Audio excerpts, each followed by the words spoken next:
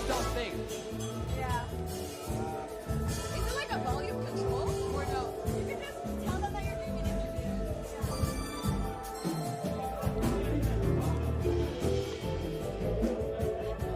Fair enough.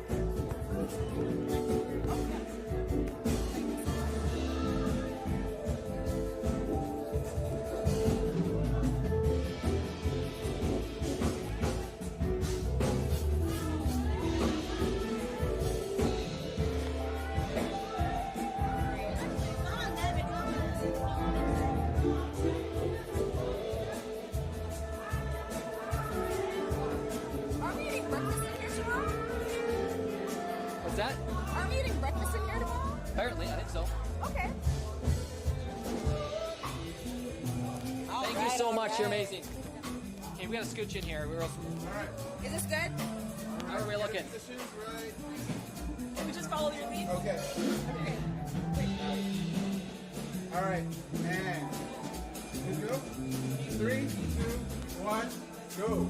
Good evening and welcome back to ElevateX here. This is Saturday evening here. It is almost 10 o'clock at night, and we are doing here the kind of roundtable panel session again, talking about everything from what our experience has been so far and what we've been up to all day, basically, because we had an action-packed day from breakout sessions first thing in the morning until a worship experience here, testimonials, everything.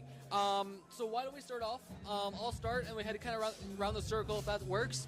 And a few questions we're going to kind of go over and chat about. Yes. Hey. Hey, Sorry, before let's introduce our guests here. Yes. I'm sure you guys are used to our faces. You guys know my name is Boosie.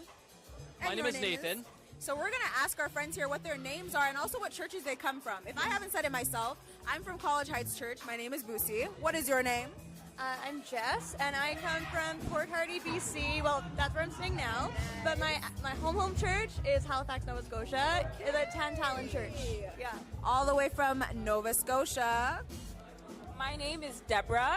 I'm from New Brunswick, and I go to the Perth Andover SDA Church.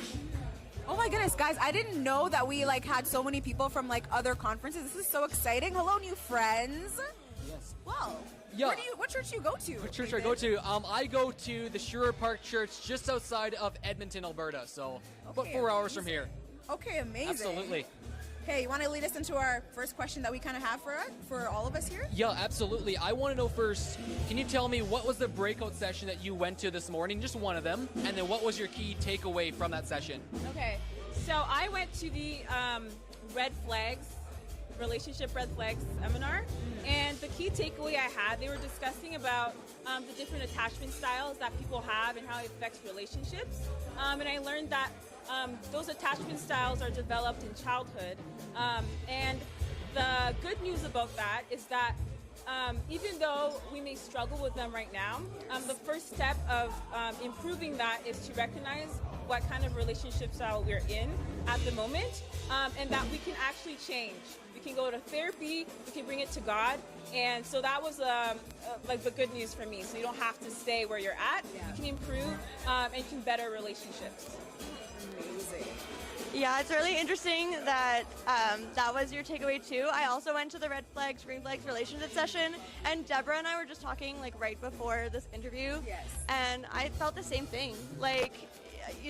You have these attachment styles, and for me, this is something I'd been looking into for a while, being aware of my attachment styles, but I thought, hey, you can always learn more, right? Yes. And that just hit my spirit, it cut through the bone and marrow, right to my soul, and just feeling that reassurance that, God is with us on our journey. Yes. It was amazing to see, one of the questions that the pastor Poole, what's his name? Liz? Liz, what had asked is, who had experienced secure, demonstrations of relationship in their childhood from their parents, and only maybe 10 people out of the full room in there. I don't know how many people, a lot of people. It was the most packed room of the whole event. Only a few of them had raised their hand. And so we know that we're all dealing with insecure attachment, whether you're anxious or avoidant or fearful. And I don't know, for me, in my teenagehood, I'm just okay, I want to do over of life, God. Come on. Give me a chance to just have those secure people in my life, but you got to realize that the only person you can find security in is God. Yes. And there's so much peace in knowing that he's got our backs, and we don't have to stay there. Like, if you label yourself or as avoidant or anxious or fearfully attached, like, that doesn't have to be the end of your story. That does not have to be the end of your story. Wow. That's amazing. Did you get to go to another breakout session? I did go to the relationships red flags. Unfortunately, I was on the outside of that, outside door, and I caught maybe 10% of it. So It was packed. Like, I'm you guys not were gonna saying, like, there was comment. like 60 people like that were in there. Minimum, yeah. They're standing, there are not enough seats. Yes. And I could sit on her lap. Yeah. Honestly, like, it just seems like such a topic like that young adults really want to know about and like really want direction on and like wisdom to be imparted on them for. So, like, let's take note of that. Those are more conversations like that need to be happening. Yeah. Wow. Well, I have another question for you guys. We have experienced a full day of ElevateX today. We've experienced ElevateX yesterday. What so far has been like your favorite moment and why? Sure. Okay. So that's a very good question. There's so much that I can't say that I have a favorite. But if I would choose one, I think, I'm going to choose two. Okay, they're kind of hard. Okay, so the first was tonight, the testimonies.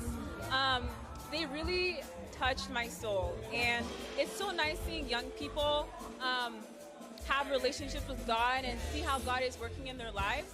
And it kind of gives me hope for my own life. And the second thing that I really love about ElevateX was the guest speaker. I started taking notes because he was saying a lot of great many bangers, one-liners. like, Yes. over and over. Over and over. My fingers couldn't type fast enough. Yeah. Like, I was like, wait, I'm not done. Yeah, Like, wait, before you pause. go to the next thought, Yeah. like, please. Yeah. So, yes, I really love his points about how to deepen your relationship with God, how God has a plan for your life. And I came to ElevateX to deepen my relationship with God, to reconnect with God, and to see how younger people are, reconnecting with God and stuff. So, yeah, it was a great blessing for me. So I'm really happy about that. How about you? Well, I think for me, the community is definitely something that was well needed. Where I'm working right now in BC, it's in Port Hardy, BC, if you know where that is. Yeah. It's on the tip of the island, and there's like 4,000 people there. Very small community and hardly any young people. And so I was looking forward to this. Like, my friends and I, like, we've planned this since the summer that we were going to come. And so just reconnecting with everyone. Like, as soon as I landed back in Alberta, I just felt, like, so much excitement. Like, we're all here of one accord. We're all looking to be of service to our communities and to have our spirits enriched. And when you came to the conference center and you were settled in and I went to the first event, you could just tell that there was so much detail and prayer and effort. Like, I want to emphasize prayer to make this event happen. Like, you can just feel it with the leaders. They're all so invested in the young people and the young adults of our generation, and that's so encouraging. And even the name, like ElevateX, elevate our generation, Gen X. It's so beautiful to see that there are people who believe in us and who want to build up the church for His kingdom. That's amazing. That's amazing. How about you, Nathan? Yeah, talking about my favorite moment, for the last, over 24 hours, it's kind of hard to pick one specific moment. I think every time I come on here, I have a new favorite moment, so we're going to update it yet again since the morning broadcast. As me being, you and I have been here the whole time, I like to talk a lot. And so I'm going to take my new favorite moment, and that's when I just volunteered myself to go on stage. Well, I was asked with a bunch of other people, and we played a game of red flag and green flags about relationships. And so just being up on stage, looking down at 300 people is pretty cool. So, you know what? I will take that as my new favorite moment, just interacting with everybody for the afternoon. So We love a yapper. Okay, well, my favorite moment, like, I have, like, so many, but I just love always bringing up things that, like, Pastor Snell says that, like, it just feels like this is for you. It kind of feels like he's, like, pointing at me and being like, this is for you. And, like, he said so many one-liners, like we were saying, like, I was trying to type all of his notes. Like, if you look on here, There's a ton of like one-liners, and it's not even everything that he said.